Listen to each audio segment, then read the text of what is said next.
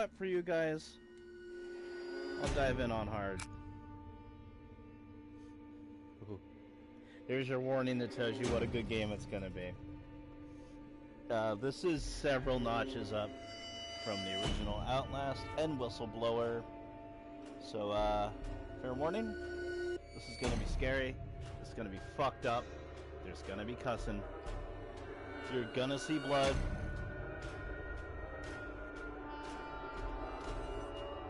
And also, I'm just gonna quickly, like, kind of mansplain the plot before I really start to get going. So, spoilers! Anyone who hasn't played this game and is meaning to and doesn't want the whole story spoiled for them, don't watch this part. Give me like 10 minutes and then there won't be spoilers. Except, you know, that I'm gonna go through the game. I guess that's kind of spoilers, but not really, like, spoken spoilers. There should be another word for it. Anyway, here we go. Lynn Langerman. They totally picked that name out of a fucking hat. And I, of course, am her husband, Blake.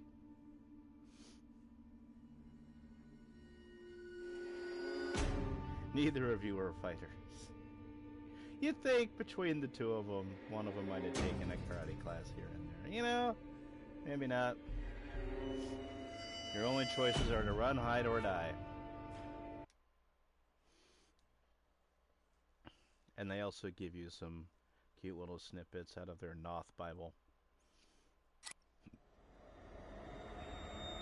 Please, Blake. Where are you? So the neat thing about this game is that there's actually two stories going on simultaneously. You're fucking scared. He's coming. He's there! Ah! Get away! Jesus, Blake, are you really sleeping? I'm awake. You should have slept last night. Oh, I had to get that hospital footage organized. Well, You were calling out some other somebody woman's wouldn't name. leave my penis alone. What? In your They're sleep. married. It's Jessica, fine. I think. You know a Jessica? Oh, no. I mean, I was dreaming about Jessica Gray from when we were kids. Oh, yeah. I haven't thought about her in ages. Hey, we're crossing into reservation land now. You said I'm looking for some sort of factory? Yeah, Why? You can look, but there's nothing out here. Why? Why wouldn't you just stay does home? look pretty empty. You All the dumb, mercury in that woman's dumb blood, man. she had to have spent The at two least of a you decade downstream deserve from this. some pretty heavy industry. Mind your You fucking say so, business. man. You bought the time. We should record an intro while we're up here. People, Production value? Sure. stay home. Stay home and mind your business. Can't work my diaphragm with this thing on. Audio's gonna be crap. We'll have to... Whoa! The fuck? Fuck. Sorry about that. Anyone who My didn't panel's have a a little fear soft, of but, flying well, we're before good. might now. That was exciting. So again, fair warning. Get as much of the landscape behind me as you can. You got me? Yeah, we're good. Red leather, yellow leather, red leather, yellow leather. Have a soup pie, have a soup pie. Okay. I'm Lynn Langerman, here for newstomorrow.net. We're flying past the Havasupai Indian Reservation in central Arizona in search of the origins of murder victim Hey, Lynn, Jane Doe. I don't think you should say murdered. We don't know that. Oh, I'll say she strangled herself to death. It's what the police report says. We may play this before the doctor interviews. If this falls in the first 30, we need to get the word murder in there. We should probably mention the fetus, too. I mean, how it just... Here, let me try Yeah, a version that can it's serve as an gross. intro It's for the gross, whole guys. piece. Tell me when we're good. Warning you now. Okay. We're good. 2 weeks ago, a young woman was found wandering, barefoot, pregnant, and alone on a barren stretch of highway 100 miles from the nearest... Oh! We lost the engine. Fuck. Fuck. Until the tornado going down. Mayday, mayday, mayday. 1,000 feet. 800, 500, 200, 100. Yeah. Be a reporter in your own fucking area, dude. Don't come out here looking for a fucking story. Just don't. Don't do it. It's not worth it. Okay, so obviously, they just crashed. And this is the other story besides those two that's going on. And this really, I feel, is where the game gathers its strength from. These scenes in the school are way better than anything that happens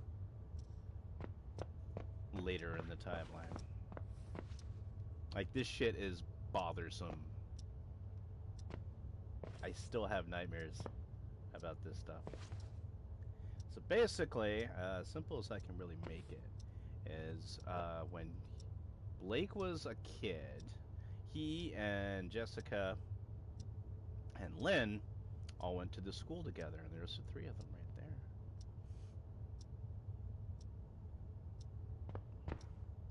there. And so, you know, clearly, it's a Catholic school. That should be obvious. And so one of the teachers, or maybe perhaps the principal, I forget, it's a little fuzzy. It's been a while since I played this. But somebody working at the school did something real bad to Jessica. We're not going to get into details here because it'll become evident soon enough. And Blake knew about it and was there and couldn't do anything about it, and he ended up getting framed as if he had done it. And so he's never really lived it down, and he ended up marrying Jessica's best friend, which is, you know, Lynn. And so I don't know if that played into them wanting to be reporters, and that's how they stuck their noses where they didn't belong and got into this shit in the first place. But basically, you're going to go back and forth between these flashbacks in the school and what's really happening with Blake and Lynn, like, present day.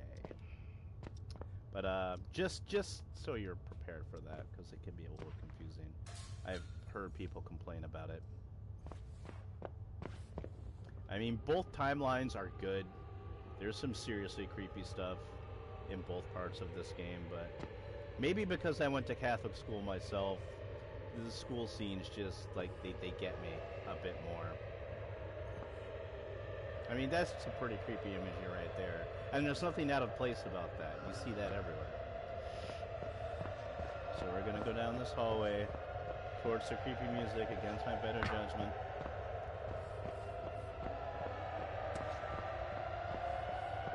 It's intense.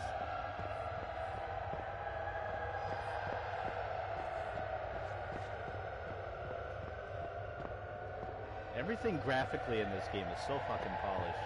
I mean, whose locker is that clean ever? It's fucking unbelievable what they achieved graphically with this game in terms of, like, immersion.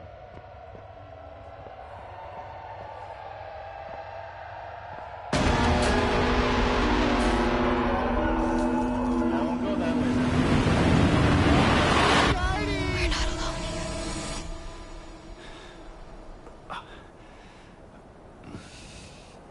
So he's going to keep flashing back to those school scenes during the course of this.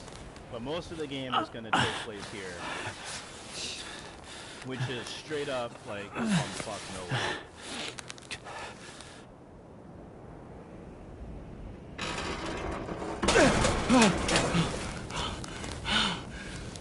Any crowd you can walk away from. I mean, you know, it depends on what you're walking into, I guess. Fuck! Personally, I would have preferred to die in the crash. Lynn! That's barely even a choice. Easily, I would have easily preferred dying in the crash to what's about to happen to this poor son of a bitch.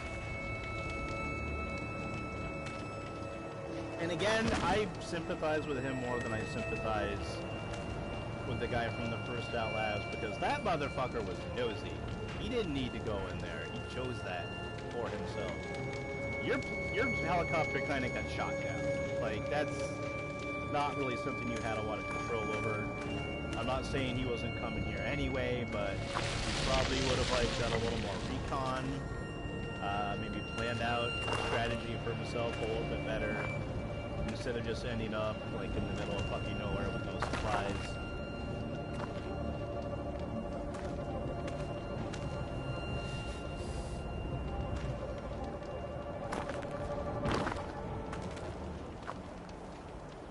jumping got a little bit better than the first couple of games.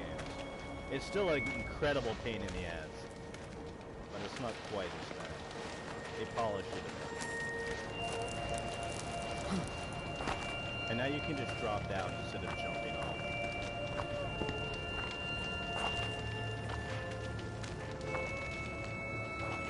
I'm just gonna take a second to pan around, because it should not be overlooked, like how pristine this environment is. Like how much work they really did just to draw you into this atmosphere.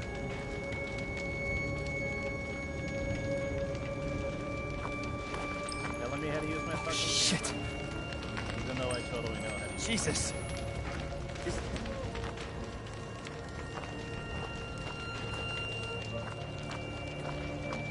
Alright, so there's what's left of the chopper.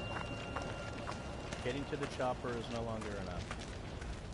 Now I have to get away from the chopper.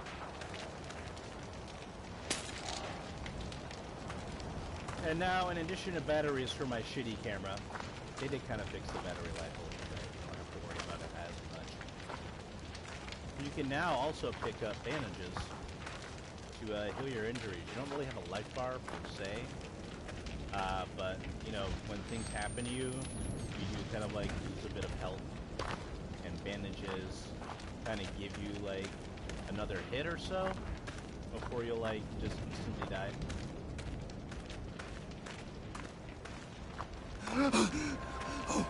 Oh, fuck me! Fuck! That... I ain't gonna spoil Not nothing for happening you to crash. guys, but I'm just gonna say it one more time. This game is fucking hard, and if you're not down, I understand. But you're gonna want to leave now. Because this shit gets worse. Way worse.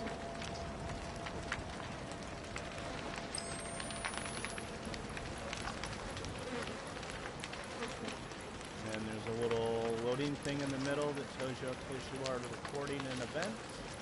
Once you've got it, it'll tell you. Got it. That's some horrible shit. Fucking real.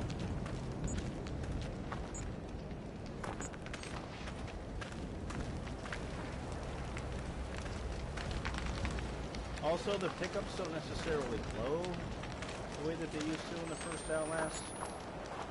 So you kind of have to scour around a bit more to find your batteries and shit.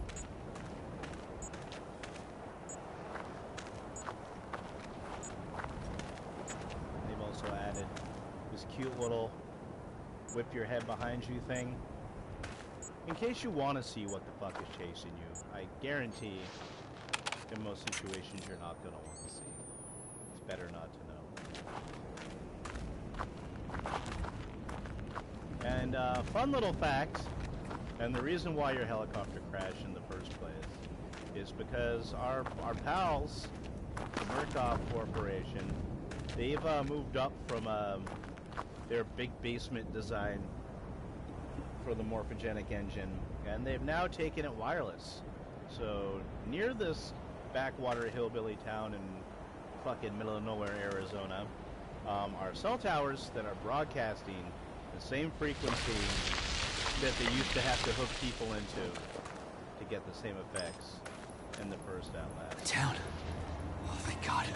So this entire town, unwittingly of course, has become crazy hillbilly zombies. So instead of crazy patients like in the first one, we got crazy hillbillies now. And I guarantee you it's worse. I lose count of the ways in which it is worse. But it's fucking worse. It's a lot fucking worse. Also, instead of just being inside of a building, which I don't know why, it makes you feel a little more secure, knowing that you're inside of a building because you're kind of trapped in there. Now you're not trapped, but you're stranded. But you're also outside, so you don't really know where things could come at you from. A little more tense. Anyways, I'll shut up. Hello?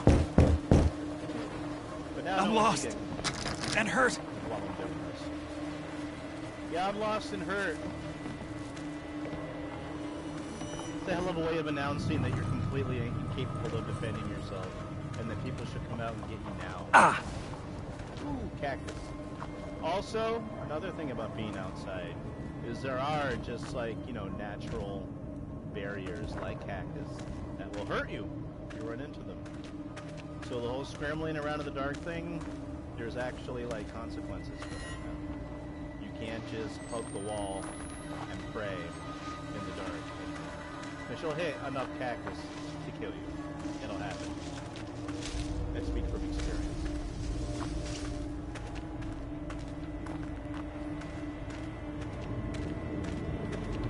So I gotta do to get some batteries around here.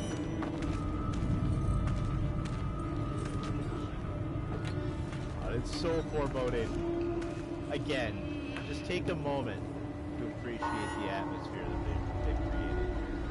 I mean, this is creepy. Nothing's even happened yet, and it's fucking creepy.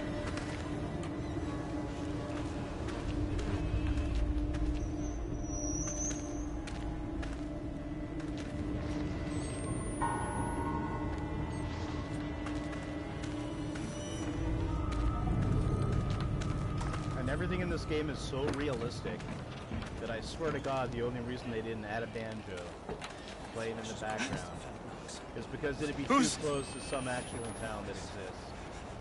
Oh, hey, look at that. Yeah. Some dude was legit watching me. And he's gone now. But he was there. I fucking saw him. I fucking saw him. I see you, dude. Liar, father, lies. Liar, father, lies. Liar, father, lies. Crouching and duck walking around is still your go-to move.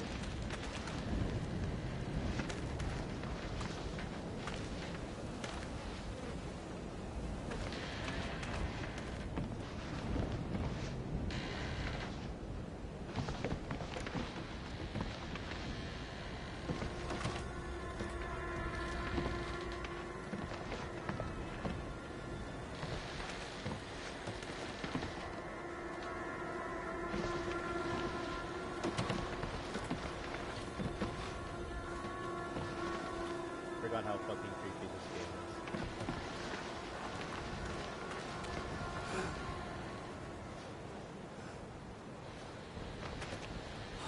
The tricycle is such a great touch.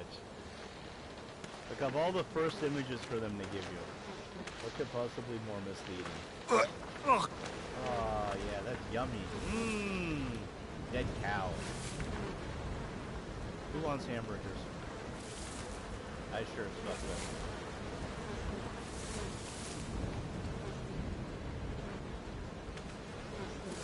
So gross. I think it's so gross in this game.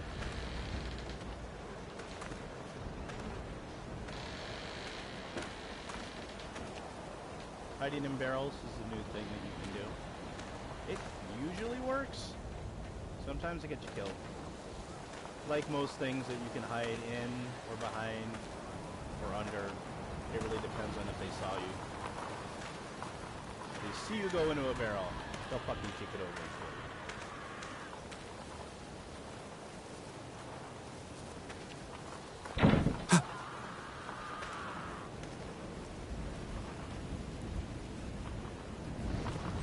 Just go ahead and get a good video.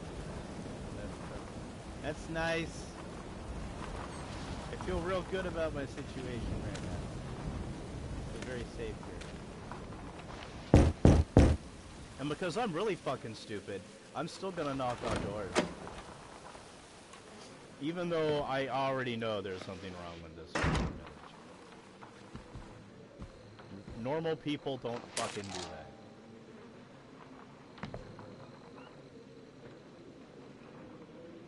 And there's our boy, the priest, who I was mentioning while I was broadcasting the first Outlast. There's pictures in the chapel, part of the first Outlast. Some of them look like they could be a younger version of him, so I kind of wonder if that's the other connection besides it being the same company between the two games, is that this guy like started out as running that chapel and then kind of upgraded to coming out here. Because there's no way they picked this place at random. And they must have had a couple of their own people here. They probably didn't know what was going to happen to them. But hey, you know, expendable workforce is what it's all about, I suppose. And here we have a note.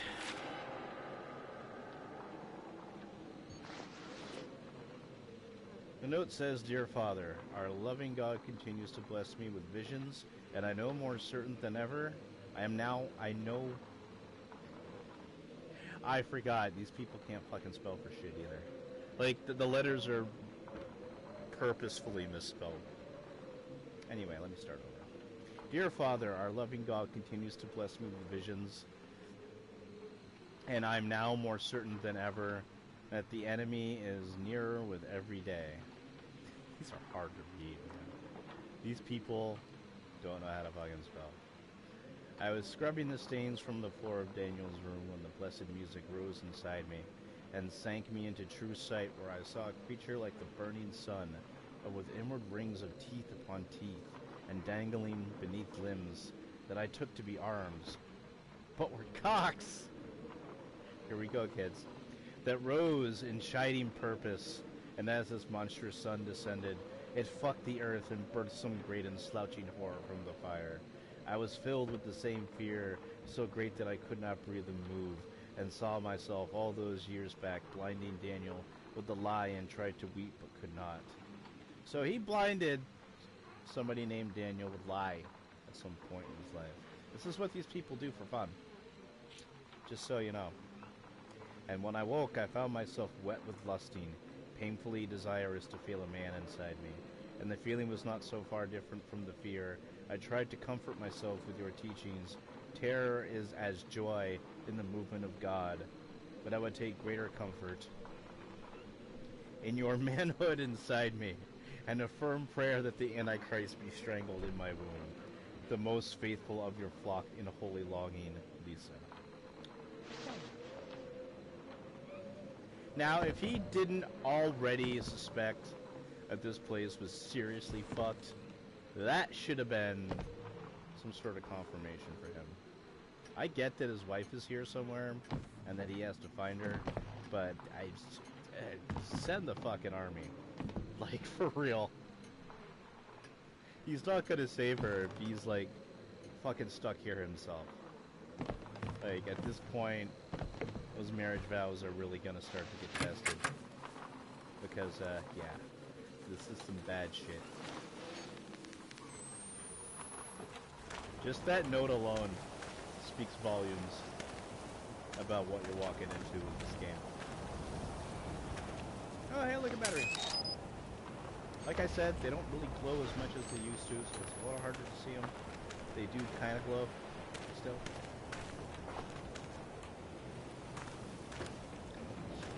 I forgot how awful some of these notes are. I apologize if that offended anyone. Yeah, let's get a nice, Oh, that's fucked up.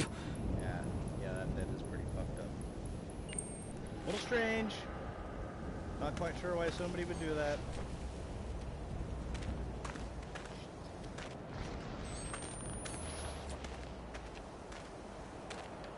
And now you can open.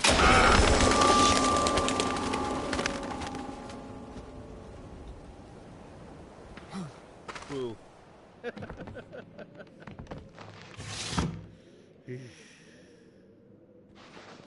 This fucking game, though.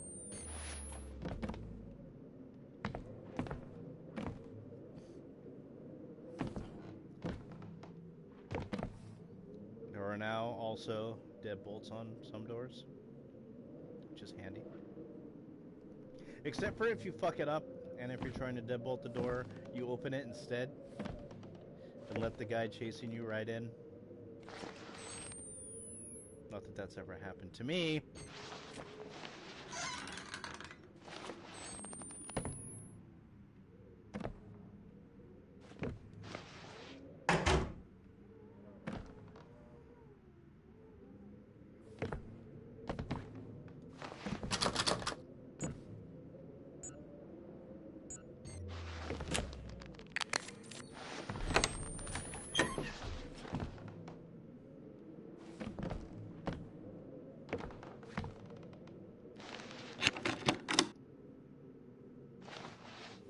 And you now have an option.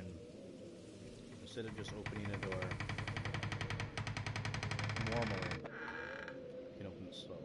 Kind of like that. Which makes less noise. Doesn't mean you're not going to get caught. It just lessens the chances. Oh, hey. A conveniently cut hole in the fence. Let's go through and see what happens. Couldn't be anything bad, right? Surely nothing bad could happen to me in a town such as this.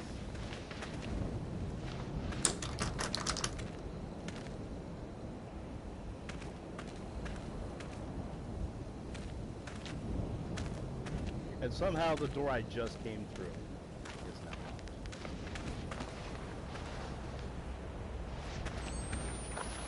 They do use some of the same tricks that they pulled on you in the first Outlast, but for the most part, this is largely like a very separate and unique experience.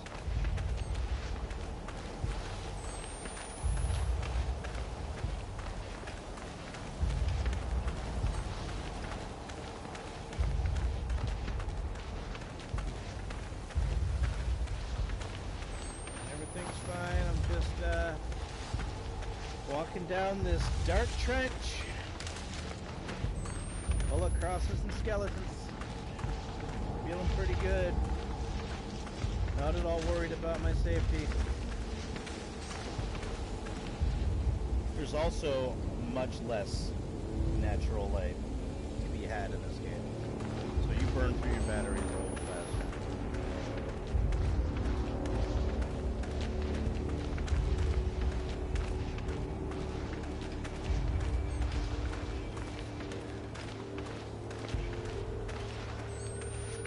Satanas inimicate. See something. God. How inviting.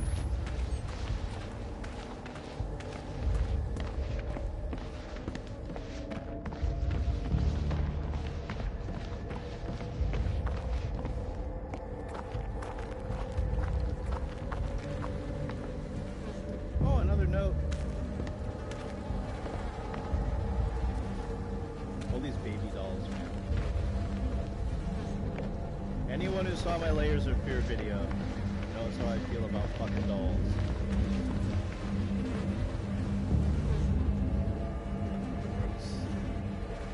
Honestly, though,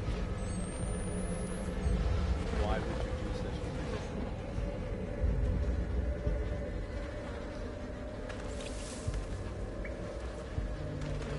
We do have ourselves a little note here. Dare I even?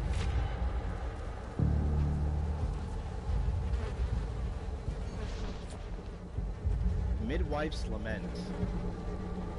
The babe is coming, ready the knife. The babe is coming, night's midwife.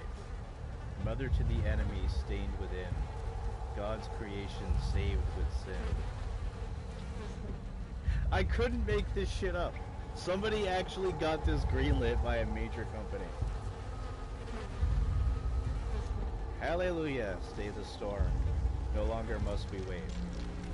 For come the dawn, the enemy born, to die in temple gate. The babe is growing, her belly swells. The babe is growing, sent from hell. Ezekiel waits, sharpening his blade. Gather at the gate, we kneel and pray. It doesn't even fucking time. That's disappointing.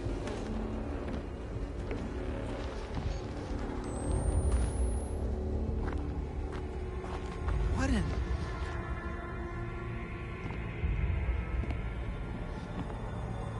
I love how they fake you out with all the dolls of babies, and then God. throw you straight into a room full of actual dead babies. Well, okay, they're probably not all babies. Some of them look like they're totally like toddlers. But they're all children. That's the main point you should take away from this. Somebody even bothered to, like, clump them all together.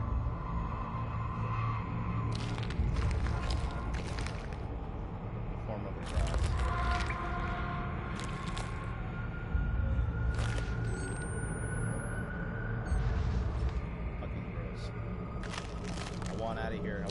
right now.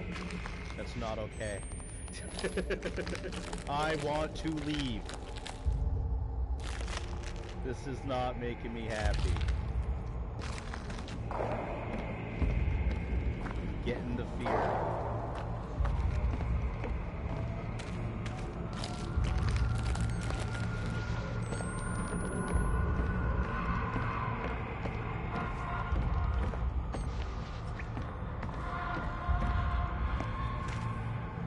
Alright, now we get a little bit of natural light from the fog effect.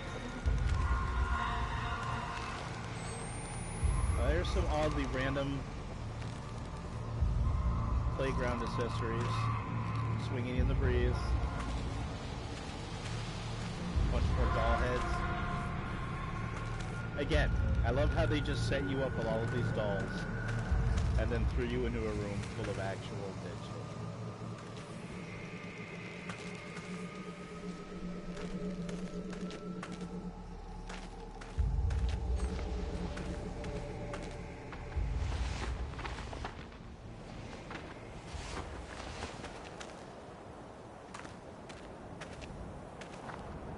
I mean, I'd be dead already, personally. My OCD cannot handle this kind of shit, for real. Like, I would have had a panic attack. I would have died right in front of that fucking tricycle back there.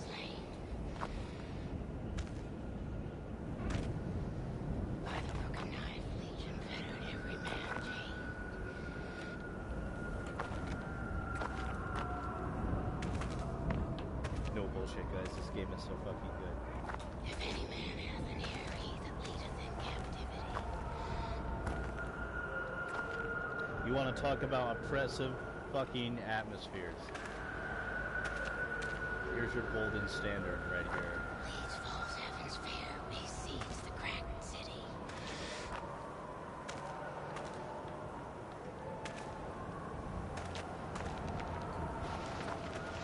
Plague baptism for the spider-man here. Spiller of foul seed.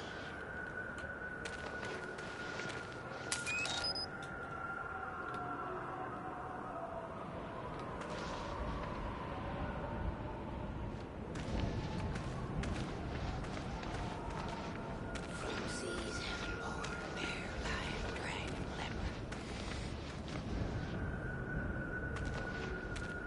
Blasphemous seven horns of the mustard sign shepherd. This is a bad fucking place I done landed in. Why didn't I die in the crash? Why? Here is the patience and the faith of the saints. I could have just burned to death and that would have been the end of it. Just died from acute blunt force trauma.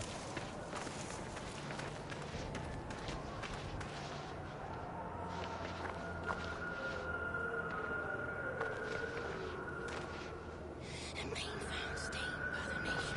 Shit. I could have like survived the fire and like sustained a spinal fracture in the crash and been laying there helpless to do anything while I bled out. And it still would be preferable to this shit.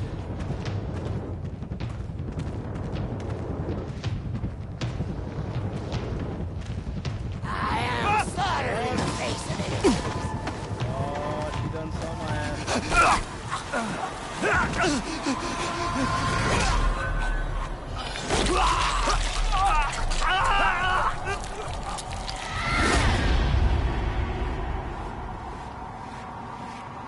Yeah, they're not nice enough just to gut you in this game. No, these hillbillies go after your fucking balls every time. I guarantee you, every single fucking time. They're hillbilly fanatics, they're obsessed with genitals, and they want yours.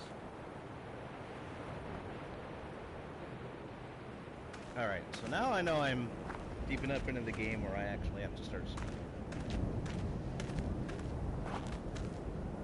I was trying to show off the game's finer points. I'm gonna be more careful. Do I have to get that battery again? Yeah, I do.